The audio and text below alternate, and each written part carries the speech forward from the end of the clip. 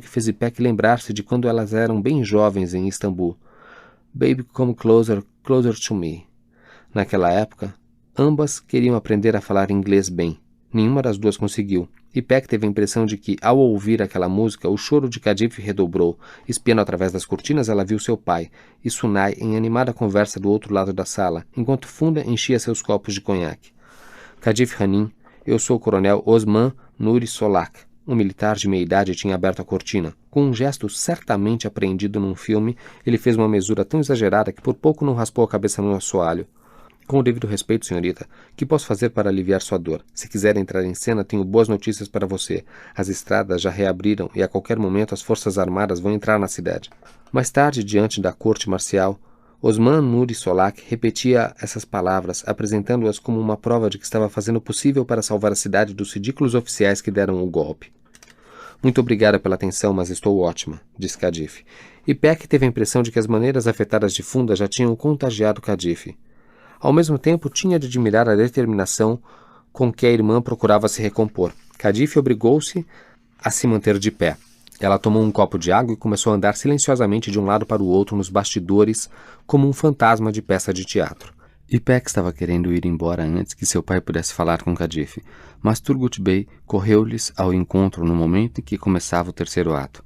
Não tenha medo, disse Sunay, acenando com a cabeça para os amigos. Essas pessoas são modernas. O terceiro ato começou com Funda Esser cantando uma canção sobre uma mulher que fora violentada. Um número atraente para compensar o público pelo drama que lhe parecia intelectual demais ou obscuro. Era o procedimento normal de Funda. No momento, ela estava chorando e praguejando contra os homens da plateia. No momento seguinte, ela os cumulava de todos os cumprimentos que lhe vinham à cabeça. Depois de 2 canções e uma pequena paródia de um comercial que só as crianças acharam engraçada, ela tentou insinuar que a Egás enchia os botijões não com gás propano, mas com peidos. O palco escureceu e, numa agourenta repetição do finale de 2 dias antes, 2 soldados armados entraram no palco. Sob o olhar da plateia, tensa e silenciosa, eles levantaram uma forca no meio do palco. Sunay manquejou confiante pelo palco com Khadif e se pôs exatamente sob o laço. Nunca esperei que as coisas acontecessem tão depressa, disse ele. Isto é uma forma de reconhecer que fracassou naquilo que se propôs, ou simplesmente você está velho e cansado agora, e buscando uma retirada em grande estilo, disse Khadif. Ipek viu que Khadif fazia das tripas coração para desempenhar o seu papel. Você é muito inteligente, Khadif, disse Sunay. Isso o assusta? Disse Khadif numa voz tensa e furiosa. Sim, disse Sunay num tom lânguido e lascivo. Não é minha inteligência que o assusta. Você tem medo de mim porque eu sou eu mesma, disse Khadif. Porque aqui em nossa cidade os homens não temem a inteligência das mulheres, eles temem sua independência. Pelo contrário, disse Sunay, eu armei essa revolução justamente para que vocês, mulheres, possam ser independentes como as mulheres da Europa. É por isso que lhe peço que tire o manto. Vou descobrir minha cabeça agora, disse Khadif. Então, para provar que não o faço obrigada por você, nem pelo desejo de ser uma europeia, vou me enforcar. Você percebe, Khadif, que se você agir como um indivíduo e se suicidar, os europeus vão aplaudi-la? Não pense que já não virou algumas cabeças com sua animada performance na chamada reunião secreta no Hotel Ásia. Correm até boatos de que você organizou as jovens suicidas, da mesma forma como organizou as jovens que insistiam em usar o manto. Só uma suicida foi motivada pelo problema do manto, Teslime. E agora, você quer ser a segunda? Não. Porque antes de me matar, vou descobrir a cabeça. Você pensou bem no que vai fazer? Sim, disse Khadif, pensei. Então você devia ter pensado também no seguinte: os suicidas vão para o inferno.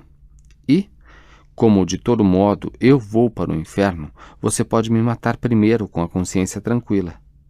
Não, disse Khadif, porque eu não acredito que vou para o inferno depois de me matar. Vou matar você para livrar este país de um verme, um inimigo de nossa nação, de nossa religião e de nossas mulheres. Você é uma mulher corajosa, Khadif, e fala com muita franqueza, mas nossa religião proíbe o suicídio. Sim, é verdade que a 4ª sura do glorioso Corão afirma que não devemos nos matar.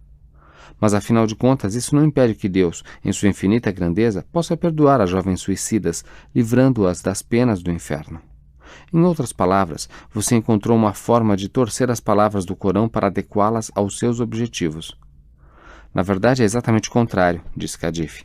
Acontece que algumas jovens de Kars se mataram porque foram proibidas de cobrir a cabeça como desejavam. E tão certo como o mundo é uma criação de Deus, ele não ignora o sofrimento delas. E enquanto eu sentir o amor de Deus em meu coração, não há lugar para mim em Kars. Por isso vou fazer o mesmo que elas e dar fim à minha vida. Você vai enfurecer todos os líderes religiosos que tiveram de enfrentar a neve e o gelo para chegar a Kars, na esperança de poder livrar as infelizes mulheres desta cidade de seus desejos suicidas. Você sabe muito bem disso, Kadif, não sabe? E por falar nisso, o Corão, não estou disposta a discutir minha religião com ateus e tampouco, aliás, com gente que afirma acreditar em Deus porque tem medo. Claro que você tem razão. Escute, não tenho intenção de me imiscuir em sua vida espiritual. É que eu achei que o medo do inferno poderia impedi-la de me matar de consciência tranquila.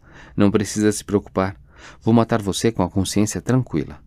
Que maravilha, disse Sunai, parecendo um pouco magoado com o entusiasmo da resposta.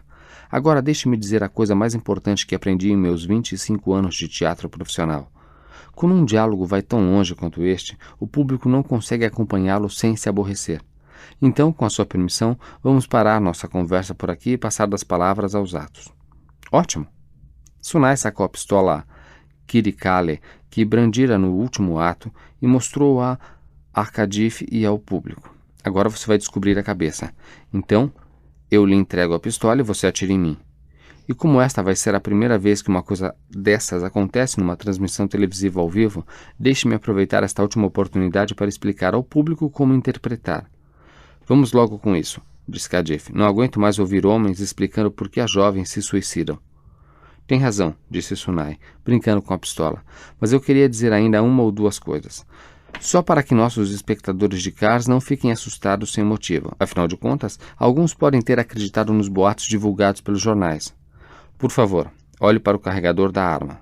Ele retirou o carregador, mostrou-o a Kadif e, para impressionar, também ao público, e encaixou-o novamente.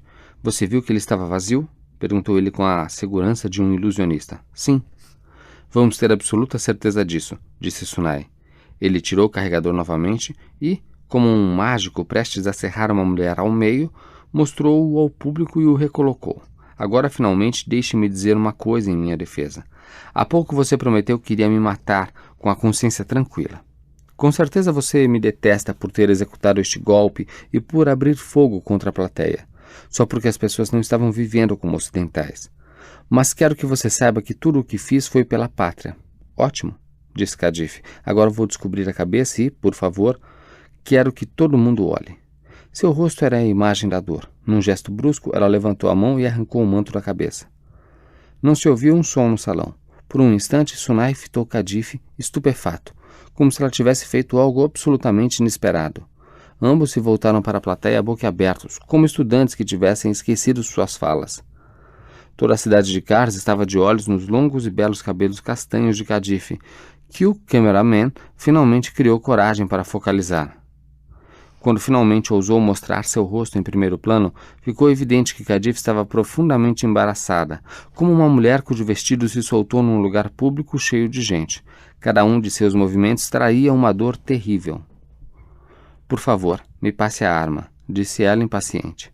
Aqui está, disse Sunai, segurando-a pelo cano, e sorriu quando Kadif a empunhou. É aqui que você aperta o gatilho. Toda Kars esperava a continuação do diálogo, e talvez o próprio Sunai também, porque ele disse, seu cabelo é tão bonito, Kadif. Até eu com certeza aguardaria zelosamente para evitar que outros homens a vissem.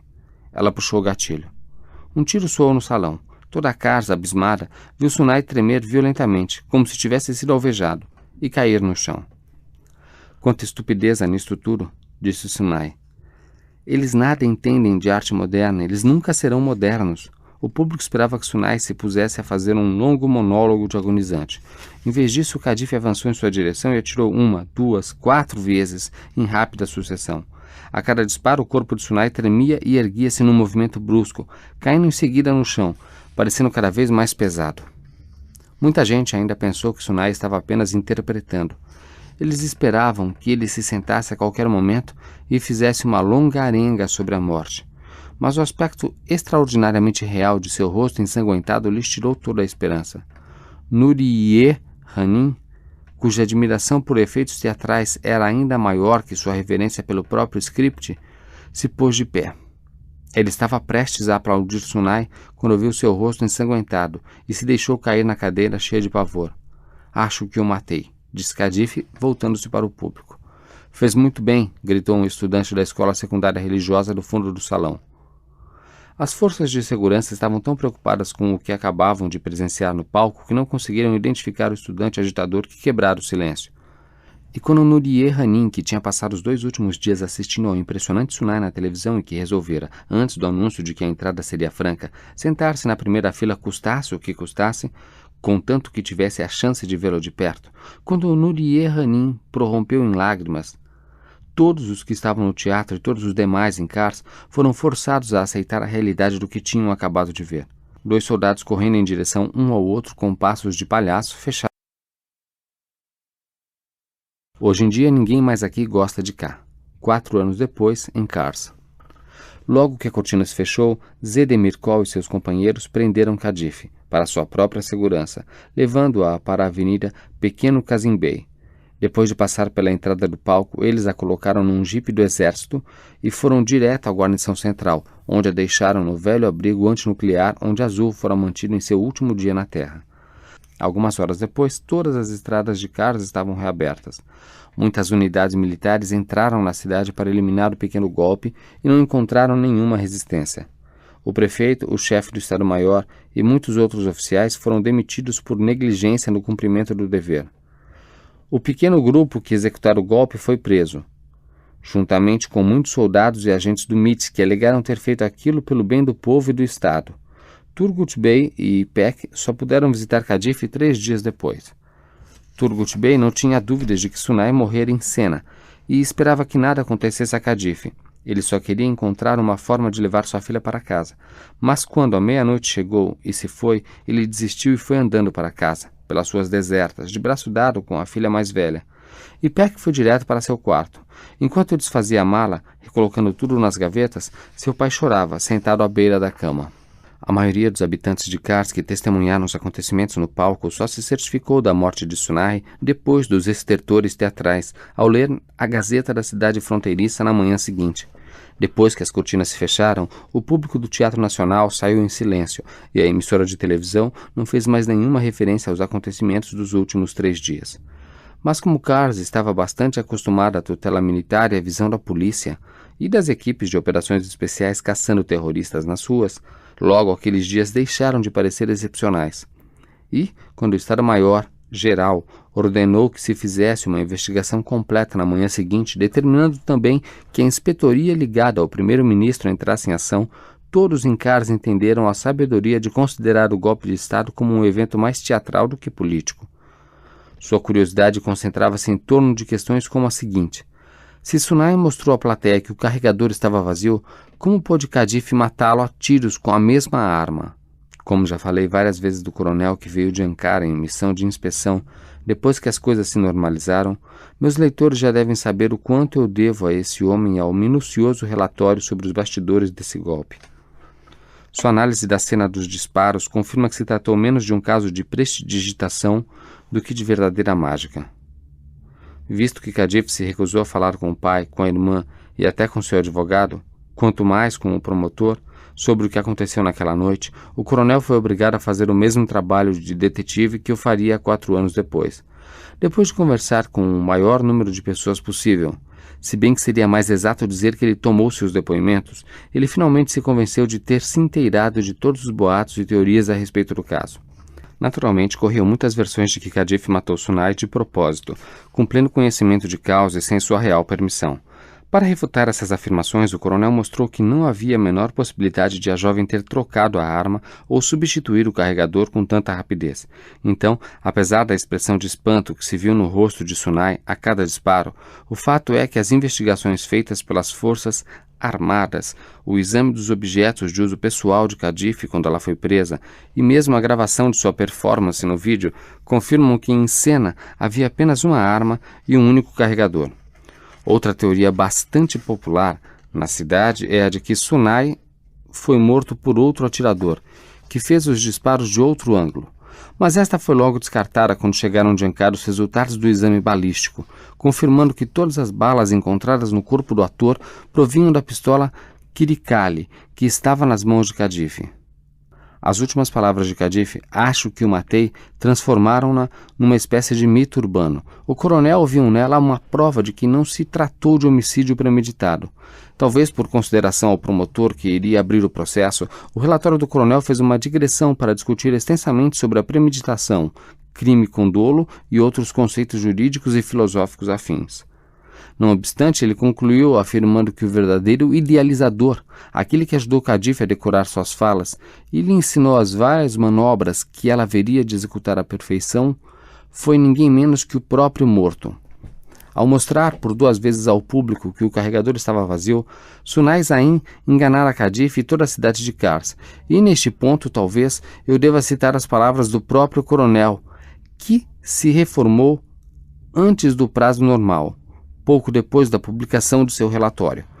Quando o visitei em sua casa em Ankara e apontei para as fileiras de livros de Agatha Christie em sua estante, ele me disse que o que mais apreciava neles eram os títulos. Quando passamos a falar da arma do ator, ele disse simplesmente: o carregador estava cheio. E fazer o público acreditar que um carregador cheio está vazio não é algo que exija habilidades excepcionais a um homem de teatro. Na verdade, depois de 3 dias de violência implacável exercida sobre eles por Sunay e suas hostas em nome do republicanismo e de ocidentalização, o total de mortes, incluindo de Sunay, foi 29. O povo de Kars ficou tão aterrorizado que seria capaz de olhar um copo vazio e ver um copo cheio. Se adotarmos essa linha de raciocínio, fica claro que Khadif não foi a única cúmplice de Sunay. Este, afinal de contas, chegou até a anunciar sua morte com antecedência, e se o povo de Kars estava tão ansioso por vê-lo matar-se no palco, se estava disposto a apreciar o drama, dizendo a si mesmo tratar-se apenas de uma peça de teatro, ele também foi cúmplice. Um outro boato de que Khadif matara Sunay para vingar a morte de Azul foi refutado sob a alegação de que qualquer pessoa que receba uma arma de que se diz estar completamente descarregada não pode ser acusada de usá-la com a intenção de matar. Entre os admiradores islamitas de Khadif e seus acusadores secularistas, havia alguns que ainda sustentavam que a grande esperteza de Khadif foi a forma como matou Sunay, recusando-se em seguida a matar-se. Mas o coronel encarregado da investigação, cuja paciência com essa gente imaginosa tinha limites, afirmou que aquilo era confundir arte com realidade. O promotor militar de Kars deu grande importância ao meticuloso relatório do coronel, da mesma forma que os juízes e este consideraram que Khadif não matara por motivos políticos.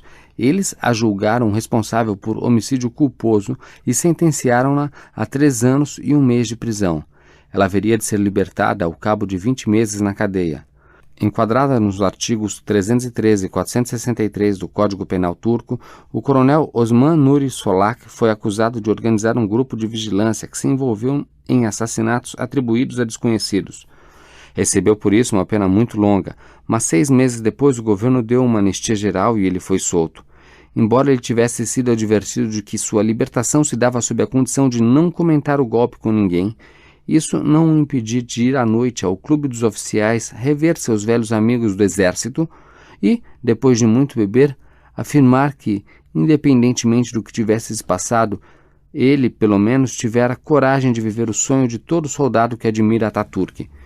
De uma forma não muito áspera, ele acusava os amigos de se curvarem diante dos fanáticos religiosos por falta de coragem. Muitos outros soldados que tiveram participação no golpe tentaram apresentar a si mesmos como patriotas bem-intencionados e elos impotentes na cadeia de comando. Mas o tribunal militar foi inflexível. Também eles foram acusados de conspiração, assassinato e uso da propriedade do Estado sem autorização, ficando detidos até a anistia geral a que nos referimos. Um deles, um jovem, mas magnânimo oficial que se converteu ao Islã depois de solto, publicou sua história. Também fui um jacobino, no jornal islamita Aliança, mas suas memórias foram censuradas por insultarem o exército. Àquela altura todos já sabiam que o goleiro Vural começara a trabalhar para a agência do MIT local, à época em que a revolução começou. O tribunal considerou que os outros atores da trupe de Sunai eram simples artistas. Fundaesser ficou possessa na noite em que o marido morreu, levantando acusações contra quem quer que lhe cruzasse o caminho, ameaçando denunciar todos eles. Quando se constatou que sofrera um colapso nervoso, ela foi internada na ala psiquiátrica do Hospital Militar de Ankara, onde ficou sob observação durante 4 meses. Anos depois de ter tido alta, ela haveria de se tornar famosa em todo o país como dubladora da bruxa de um célebre desenho animado da televisão. Ela me disse ainda estar magoada com os caluniadores que impediram seu marido, cuja morte ela agora atribuía a um acidente de trabalho, de conseguir o papel de Atatürk. Seu único consolo era o de ver que muitas das novas estátuas do grande homem o representavam em notáveis poses criadas por seu marido. Visto que o relatório do coronel implicava K no golpe, o tribunal militar intimou-o a depor. Como deixou de comparecer a 2 audiências, acusaram-no de obstrução da justiça e emitiram um mandado de prisão contra ele. Todos os sábados, Turgut Bey e Ipek visitavam Kadif, que cumpria pena em Kars. Durante a primavera e o verão, quando o tempo estava bom, o generoso diretor lhes permitia estender uma toalha de mesa branca sob a amoreira que havia no espaçoso pátio da prisão, e eles passavam a tarde comendo os pimentões recheados de zarride com azeite, oferecendo bolinhos de carne com arroz aos outros detentos, quebrando e descascando ovos cozidos e ouvindo prelúdios de Chopin no toca-fitas Philips que Turgut Bey conseguira consertar. Para evitar que a filha visse em sua sentença um motivo de vergonha, Turgut Bey insistia em tratar a prisão como um colégio interno, um lugar onde todas as pessoas de boa família têm de ficar durante algum tempo. Vez por outra, ele convidava amigos para acompanhá-los, como o jornalista Serdar Bey. Certo dia, Fazil acompanhou-os em sua visita e Kadif disse que gostaria de vê-lo novamente. 2 meses depois que ela foi solta, Fazil, que era 4 anos mais novo que ela, tornou-se seu marido. Nos primeiros 6 meses, eles viveram num quarto do Hotel Palácio de Neve, onde Fazil passou a trabalhar como recepcionista. Mas à época em que visitei Kars, eles tinham se mudado para um apartamento só deles. Toda manhã, às 6 horas, Kadif levava seu filho, Omerkan, de 6 meses de idade, ao Hotel Palácio de Neve.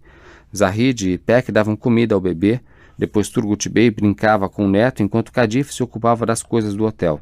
Àquela altura, Fazil concluíra que era melhor não ficar tão dependente do sogro, por isso ele tinha 2 outros empregos. O primeiro era no estúdio fotográfico Palácio da Luz, o segundo na televisão fronteiriça de Kars. Ele me disse, com um sorriso, que o nome de sua função era assistente de produção, mas que na verdade não passava de um moço de recados.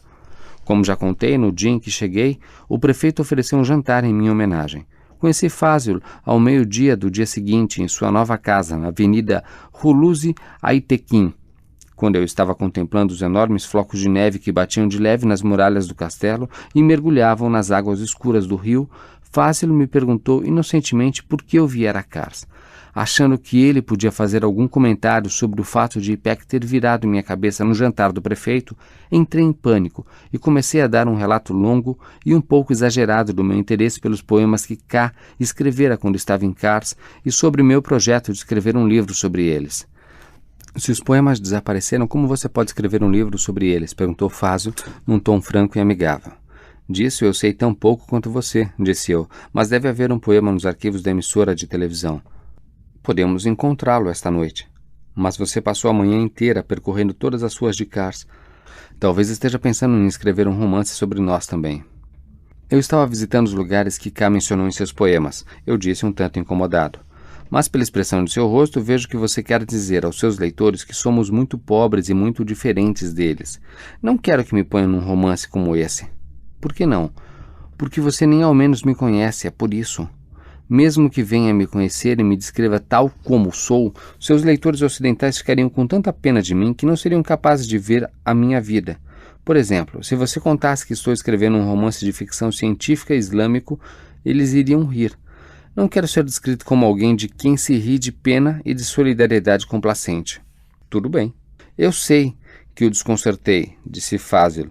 Por favor, não se ofenda. Eu sei que você é uma pessoa boa, mas seu amigo também era uma pessoa boa. Talvez ele até quisesse gostar de nós, mas no final ele cometeu a pior de todas as maldades. Não me foi fácil ouvir Fazil atribuir a K a traição cometida contra Azul, e não pude deixar de pensar que só a morte de Azul tornou possível seu casamento com Kadif. mas consegui conter a minha língua. Como pode ter certeza de que essa afirmação é verdadeira? Perguntei finalmente. Todo mundo em Kars sabe disso. Ele falou numa voz doce, quase afetuosa, tendo cuidado de não censurar nem a mim nem a K. Em seus olhos eu vi Necip. Eu lhe disse que estava contente de poder ver o romance de ficção científica que ele queria me mostrar, mas ele disse que queria estar ao meu lado quando eu fosse ler. Então sentamos à mesa onde ele e Kadif faziam a primeira refeição do dia na frente da televisão e lemos as primeiras 50 páginas do romance de ficção científica que Necip concebera 4 anos antes e que agora Fazil estava escrevendo no nome do amigo. O que você acha? É bom? Perguntou Fazil, mas apenas uma vez, acrescentando a guisa de desculpa. Se você está se cansando, pode parar. Não, é bom, respondi, continuando a ler com interesse. Mais tarde, quando caminhávamos pela avenida Kazim Karabekir, eu lhe disse com toda a sinceridade o quanto gostara do romance. Talvez você diga isso só para me animar, disse Fazil alegremente, mas mesmo assim me fez um grande favor, e eu gostaria de retribuir. Por isso, se você resolver escrever sobre K, pode falar de mim, mas só se me deixar falar diretamente aos seus leitores. O que você deseja dizer a eles? Não sei. Se eu conseguir pensar no que dizer enquanto você ainda estiver em Kars, eu lhe digo. Despedimos-nos depois de combinar nos encontrarmos na emissora de televisão de manhã cedo. Fiquei olhando Fazil correr pela rua em direção ao estúdio fotográfico Palácio da Luz. Quanto de Necip eu vejo nele? Será que ele ainda sente Necip dentro dele, da forma como contou a K? Até que ponto um homem ouve a voz de outro homem dentro de si? Naquela manhã, enquanto eu andava nas ruas de Kars falando com as mesmas pessoas com quem K falou, demorando-me nas mesmas casas de chá, houve muitos momentos em que quase me senti como se fosse K. No início de minhas andanças, quando estava na casa de chá Irmãos Felizes, onde K escrevera toda a humanidade e as estrelas, também devaneei sobre o meu lugar no universo, exatamente como o meu querido amigo fizera. De volta ao Hotel Palácio de Neve, quando fui pegar a chave do quarto, Kavit, o recepcionista, me disse que eu estava andando apressado, igualzinho a K. Quando eu andava numa rua secundária, um merceeiro saiu à porta e me perguntou: "Você é o escritor de Istambul?"